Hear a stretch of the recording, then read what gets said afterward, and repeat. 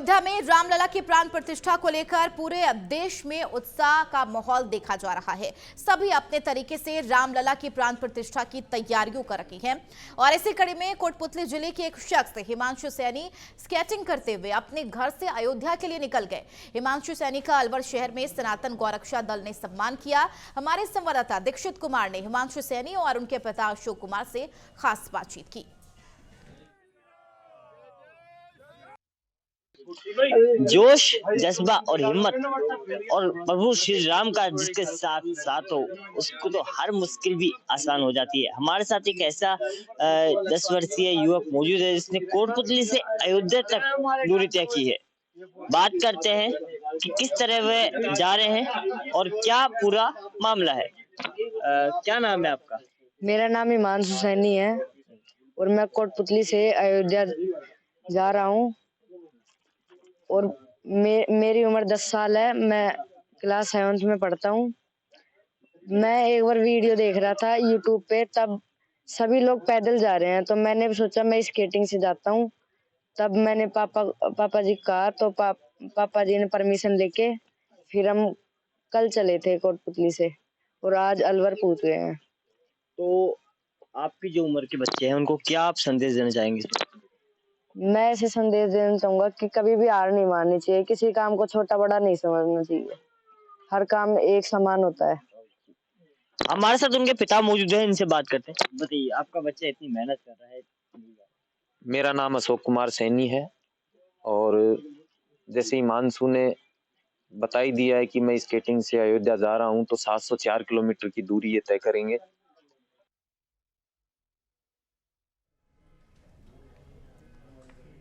खबर प्रतापगढ़ से है, जहां नवनियुक्त जिला कलेक्टर अंजलि राजौरिया ने जिला चिकित्सालय का औचक निरीक्षण किया और इस दौरान चिकित्सा कर्मियों को आवश्यक दिशा निर्देश भी दिए।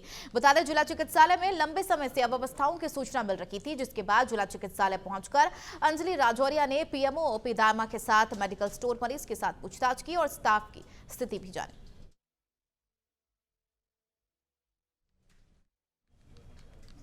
खबर जैसलमेर से है, जहां निजी स्कूलों की मनमानी का मामला सामने आया है। कड़ाके की ठंड को लेकर जिला प्रशासन ने 13 जनवरी तक सभी स्कूलों में अवकाश घोषित किया है। उसके बावजूद प्रशासन जो है वो दरकिनार कर रहा है और कई निजी स्कूलों का संचालन किया जा रहा है।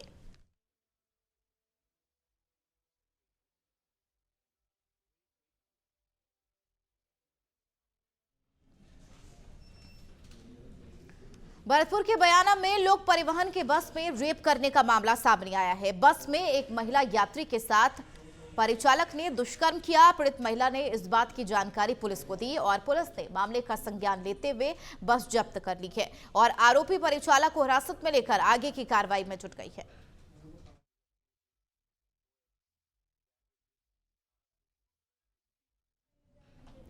अलवर के कोतवाली थाना क्षेत्र के चूड़ी मार्केट से महिला का पर्स चोरी होने का मामला सामने आया है। आपको बताते चले, पीड़ित महिला ने कोतवाली थाने पर पहुंचकर पर्स चोरी होने का मामला दर्ज कराया। पीड़ित महिला ने बताया कि वो सामान खरीदने के लिए मार्केट आई थी, तभी एक युवक ने उसका पर्स चोरी कर लिया। पर्स में कई आभूषण और 5000 रुपए के नकदी थे। वहीं पुलिस मामले की जांच में जुटी है। कहाँ से कहाँ आई थी, क्या हुआ? चूड़ी मार्केट में आई थी। गाँव से? हाँ, गांव से खरीदारी करने। अच्छा, फिर चोरी हो गया। इनका पर्स चोरी हो गया, उसमें 5000 रुपये कैश थे, एक चांदी का मुट्ठी, एक सोने की और एक नाप की बड़ी सोने की। फिर रात अभी वहाँ ढूंढने गए दुकानों पर, उधर नहीं मिला।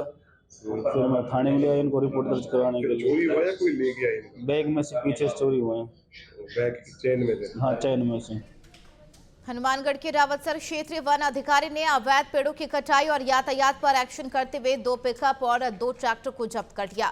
साथ ही अवैध हरी लकड़ियों को जब्त किया है। क्षेत्रीय वन विभाग अधिकारी कमल विष्णु ने बताया कि रात में गश्त के दौरान न्योलखी बाईपास पर 2 पिकअप को जब्त किया गया था और उसमें लदी लगभग 70 क्विंटल अवैध खिचड़ी बरामद की गई थी। साथ ही अवैध 70 क्विंटल हरी लकड़ियां बरामद की गई है और इस वाहन चालकों के खिलाफ वन अधिनियम के तहत मुकदमा दर्ज कर कार्रवाई की गई।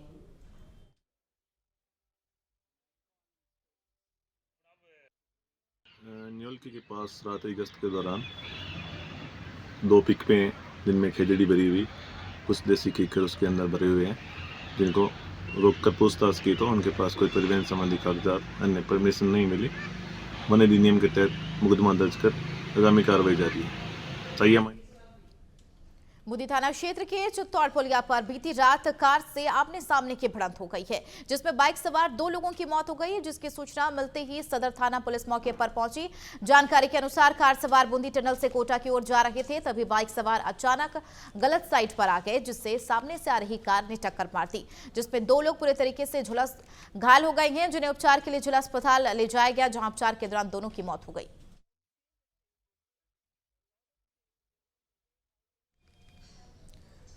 झालावाड़ के राजकीय प्राथमिक विद्यालय के झुरनिया में बाहरी व्यक्ति ने आने से खफा ग्रामीणों ने शिक्षिकाओं को बाहर निकालकर स्कूल गेट पर ताला लगा दिया।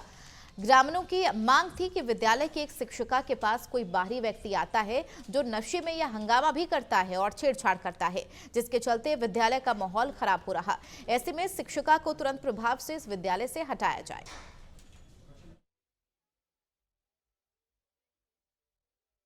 ऐसी सी बातें हो रहा है। एक आदमी आया है और मैडम के साथ गोद में लेके बैठा हुआ है और इसका क्या करूं मैंने कहा भाई कोई बात नहीं, इस बार तो उसको भगा दो आप।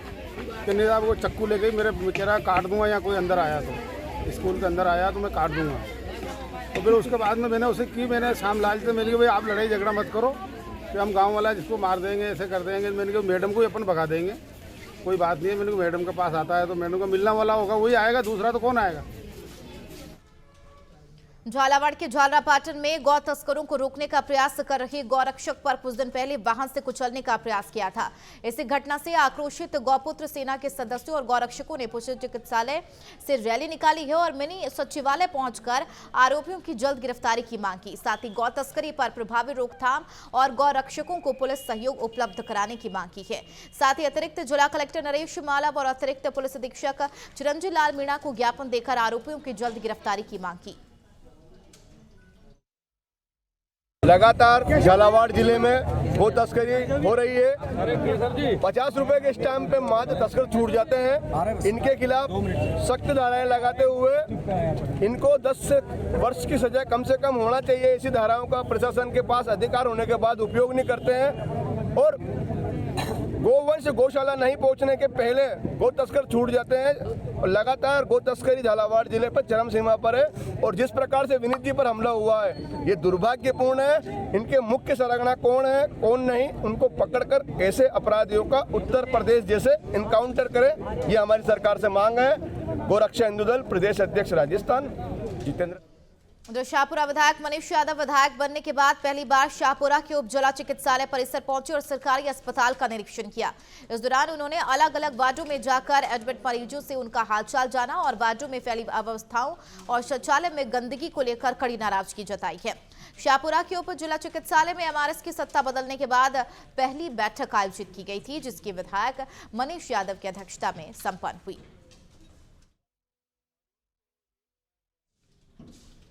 कांग्रेस के महासचिव और छत्तीसगढ़ के प्रभारी सचिन पायलट दिल्ली से जयपुर जाते समय दौसा में रुके, जहां सिकंदरा प्रधान सुल्तान बैरवा के नेतृत्व में पायलट का कांग्रेसियों ने गर्मजोशी से भव्य स्वागत किया। राजस्थानी परंपरा के अनुसार फूलमाला और साफा पहनाकर पायलट का स्वागत किया गया।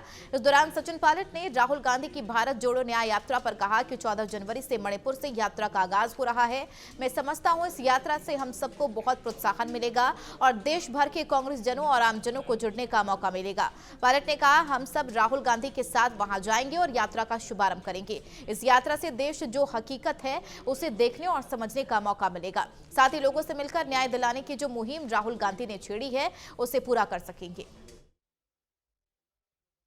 प्रोत्साहन मिले जल्द राहुल गांधी जी अपनी यात्रा शुरू कर रहे हैं 14 तारीख से मणिपुर से भारत जोड़ो न्याय यात्रा।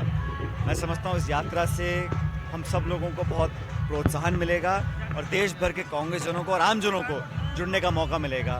मणिपुर वो क्षेत्र है जहां पर केंद्र की सरकार और प्रधानमंत्री जी झांक कर देख नहीं रहे। लंबे समय से वहां पर अत्याचार हो रहा है, लोग परेशान हैं, दुखी हैं। इस माहौल में राहुल गांधी जी वहाँ जा रहे हैं, हम सब उनके साथ जाएंगे और यात्रा का शुभारंभ करेंगे। इस यात्रा से मैं समझता हूँ कि जो हकीकत देश में है उसको देखने का, समझने का और लोगों की बात सुनकर न्याय दिलाने का जो मुहिम राहुल जी ने छेड़ी है उसको हम पूरा कर सकेंगे। अभी अखिल भारतीय कांग्रेस कमेटी ने कुछ बदलाव किए हैं, कुछ जिम्मेदारियां दी हैं। मुझको भी एक प्रदेश की जिम्मेदारी दी है। हम पूरी मेहनत से वहाँ काम। राजस्थान पुलिस अपराध की रोकथाम के लिए लगातार अभियान चला रही है। पुलिस अपने ध्येय वाक्य आमजन में विश्वास एवं अपराधियों में भय को पुलिस के जवान सार्थक कर रही है। इसके लिए अभिनंदन कार्यक्रम रखा गया। बता चले बीते दिन पहले माउंट आबू रेंटल व्यवसायी की 2 बुलेट बाइक चोरी हो गई थी, जिसका पुलिस ने पर्दाफाश कर बेहतरीन कार्यप्रणाली का उत्तम उदाहरण पेश किया था। स्वागत कार्यक्रम में माउंट आबू ट्रैफिक इंचार्ज हिमताराम का भी माला पहनाकर स्वागत किया गया।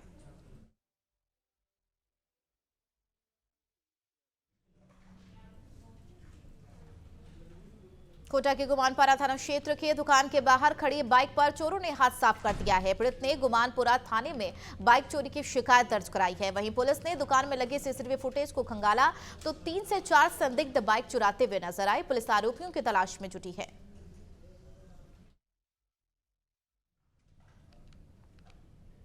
पूर्व विधायक बलजीत यादव ने प्रेस कॉन्फ्रेंस की, जिसमें वर्तमान विधायक जसवंत यादव पर झूठे विकास कार्य का उद्घाटन करने का आरोप लगाया है। इस दौरान पूर्व विधायक ने वर्तमान विधायक को लेकर कहा कि उन्होंने अपने कार्यकाल के दौरान कोई भी विकास कार्य नहीं कराया। ऐसे में पिछले 5 साल में जो काम उन्होंने क्षेत्र में करवाए हैं, वर्तमान विधायक उन्हीं कार्यों का श्रेय लेकर उन्हें अपने कार्यकाल के किया हुआ बता रही है।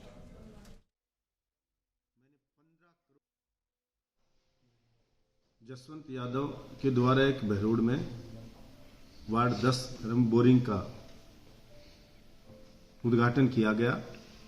आप पत्रकार बंधुओं के माध्यम से ये जानकारी मिली, जिसमें वो कह रहे हैं कि ये मेरी दी हुई बोरिंग है, ये 6-7 साल पहले दी थी।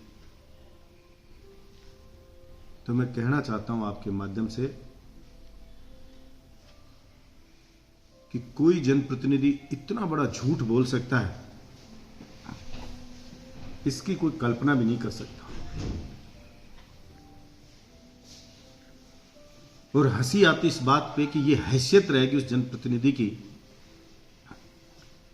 कि एक बोरिंग के उद्घाटन के लिए तामझाम लेके पहुंच रहा है। और बोरिंग किसकी है? बोरिंग मेरे द्वारा स्वीकृत कराई हुई।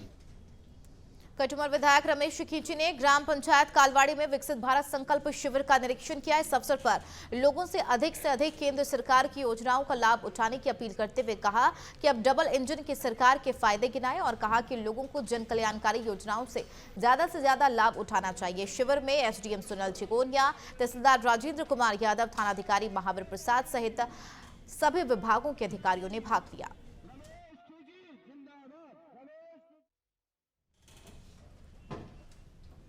उधर दिल्ली में जंतर मंतर पर पश्चिम बंगाल के छात्रों का धरना प्रदर्शन जारी है। बीएड के छात्र लगातार पंजीकरण के लिए लिंक जारी करके या फिर किसी अन्य तरीके से पंजीकरण करने की मांग कर रही हैं। सत्र 2023 से 25 के लिए प्रवेशित बीएड परीक्षकों के लिए वाहक अफसर की बहाली के लिए प्रार्थना की गई है। बता दें 25,000 बीएड प्रशिक्षुओं और 300 से ज्यादा एनसीटी के लिए छात्र जो हैं वो लगातार धरना प्रदर्शन कर पहले तो मैट्रिक जैसे यूनिवर्सिटी है, तो पहले हम लोग सारा संगठन मिलकर यूनिवर्सिटी के डीसी के पास गए थे। उसके बाद रजिस्टर, फिर काफी टाइम तक यूनिवर्सिटी के रोड पर भी वो लोग करके आए। उसके बाद 27 दिसंबर को राज्यपाल जी से मतलब डेपुटेशन दिया, उस दिन भी पूरा स्ट्राइक पे थे सब। उसके बाद कोई मतलब न्याय नहीं मिला, फिर हम यहाँ आए जनता मंत्र में, जैसे कि राष्ट्रपति महोदय जो है देश की माइंड एक्सेस है, इसीलिए हम लोग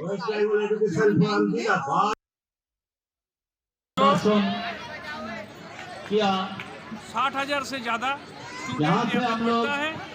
हमारा इस बीएड कॉलेज में पढ़ के सारा स्टूडेंट शिक्षित होता है। शिक्षा जाति का भविष्य है। इस चीज का ऊपर ध्यान रख के सूचना देने के लिए सोशल वर्कर होके आगे तो आपने जो आपकी सीएम देश का भविष्य नहीं पहुंचाई। हमारा वेस्ट बंगाल के जितना सारे एडमिनिस्ट्रेटर है, उसके पास हमारा जो खत्म करना चाहे, हमारा जो बात है, हमारा जो रिक्वायरमेंट है, उसके बारे में हम लोग सारा दिया है। हरियाणा के फतेहाबाद में किसानों ने अपनी मांगों को लेकर विधायक दुडाराम के आवास के बाहर प्रदर्शन किया और शासन प्रशासन के खिलाफ नारेबाजी की। विधायक दुडाराम अपने घर से बाहर आए और किसानों के बीच पहुंचकर उन्हें आश्वासन दिया है। किसानों ने अपनी मांगों का एक ज्ञापन विधायक को सौंपा। किसान नेता मनदीप नथवार ने कहा कि प्रदेश में चोरी और लूटपाट की घटनाएं लगातार बढ़ रही है। कानून व्यवस्था का जनाजा निकल चुका है। नशाखोरी पर लगाम कसने में शासन प्रशासन फेल नजर आ रहा। सरकारी दफ्तरों में फैले भ्रष्टाचार का मुद्दा उठाते हुए उन्होंने कहा कि सरकारी दफ्तरों में बिना नजराने के कोई काम नहीं होता है।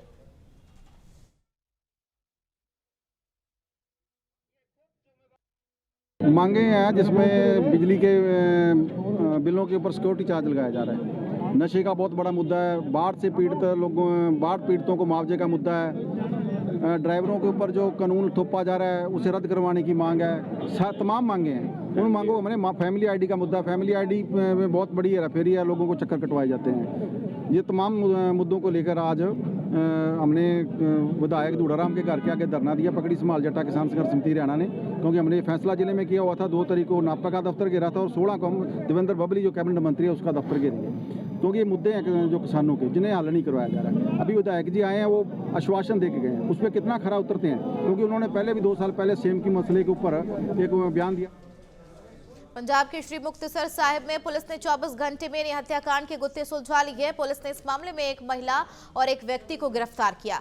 बताया जा रहा है प्रेमी और प्रेमिका ने मिलकर युवक को मौत के घाट उतार दिया। 8 जनवरी को खेतों में एक व्यक्ति का शव मिला था, जिसके बाद पुलिस ने अज्ञात व्यक्ति के खिलाफ मामला दर्ज किया और जांच के दौरान पुलिस ने आधुनिक तरीके से कथित आरोपियों का पता लगाया और आरोपियों को गिरफ्तार कर दिया।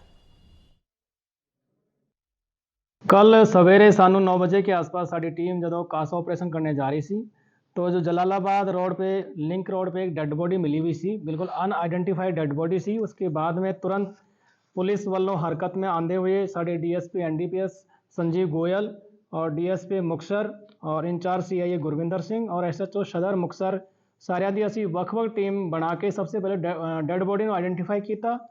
ਉਹਦੇ ਬਾਅਦ में पूरा टेक्निकल एनालिसिस करके और ह्यूमन इंटैलीजेंस के बिहाफ पे इस केस ਨੂੰ विदिन 24 आवर्स ਅਸੀਂ ट्रेस करके 2 ਦੋਸ਼ੀਆਂ ਨੂੰ ਫੜਨ ਦੇ ਵਿੱਚ कामयाबी हासिल मिली है।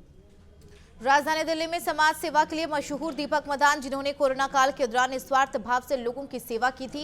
इसके अलावा पूरी दिल्ली में अपनी फ्री एम्बुलेंस सेवा के लिए चर्चित दीपक मदान एक बार फिर चर्चा में हैं। दीपक मदान अयोध्या में राम मंदिर के उद्घाटन में शरीक रहने के लिए मंगलवार को दिल्ली से पैदल अयोध्या के लिए रवाना हुए। इस दौरान मीडिया कर्मियों से बात करते हुए दीपक मदान ने कहा कि मैं देश की खुशहाली और समृद्धि की कामना लेकर प्रभु श्री राम के दर्शन के लिए अयोध्या जा रहा हूँ। मैंने कोरोना में जब सेवा करी थी तो भगवान राम ने मेरे को शक्ति दी थी और मेरे को कोरोना छुआ भी नहीं और मैंने लोगों की खूब सेवा करी। पर आज भगवान राम जब वहाँ पे मूर्ति स्थापना हो रही है तो हमारा भी फर्ज बनता है भगवान राम के लिए अयोध्या जाने की। प्रेरणा मेरे को अपने माँ बाप से मिलती थी, उन्होंने मेरे को सिखाया है, उन्होंने कहा है सेवा करना, और सेवा करने में थोड़ा लगन आ गई और एक स्वाद आ गया, एक नशा आ गया मुझे इस करने में, तो इसलिए मैं इस काम में। दिल्ली में सामाजिक कार्यकर्ता गौतम अग्रवाल ने प्रेस क्लब ऑफ इंडिया में प्रेस वार्ता की है और देश में चल रहे बड़े शत्रु संपत्ति घोटाले और संदिग्ध आतंकी फंडिंग के बारे में जानकारी दी है। उन्होंने कहा है कि देश में 16,000 के करीब शत्रु संपत्तियां हैं, जिनको पाकिस्तान में रह रहे लोगों द्वारा यहां के लोगों और अफसरों के साथ मिलकर बेचा जा रहा है। ज्यादा जानकारी देते हुए उन्होंने कहा कि आजादी के बाद इन संपत्तियों के मालिक साल 1952 और 53 में भारत छोड़कर पाकिस्तान चले गए और वहां के नागरिक बन गए। सर, कारण यही है कि जो शत्रु संपत्ति घोटाले और सस्पेक्टेड टेरर फंडिंग का मुद्दा मैं 1.5 साल से शिकायत कर रहा हूँ और जिसके ऊपर मैं फॉलोअप कर रहा हूँ, उस पर महाराष्ट्र में कोई कार्रवाई नहीं हो रही है, क्योंकि जो लोग इसमें इन्वॉल्व हैं, ए कॉरपोरेशन के आनंद अग्रवाल, मोंटू अग्रवाल, जॉर्डन परेरा, दिलेश शाह, रामप्रकाश अग्रवाल और जेपी इंफ्रा के मालिक विजय जैन, इन लोगों के हाथ बहुत लंबे हैं, ये बहुत सक्षम लोग हैं पैसे से, ताकत से। महाराष्ट्र में कोई कार्रवाई नहीं हो रही है, इसलिए मैं दिल्ली दरबार में दरवाजा खटखटाने आया हूँ। खबरों में फिलहाल के लिए मेरे साथ इतना ही। नमस्कार।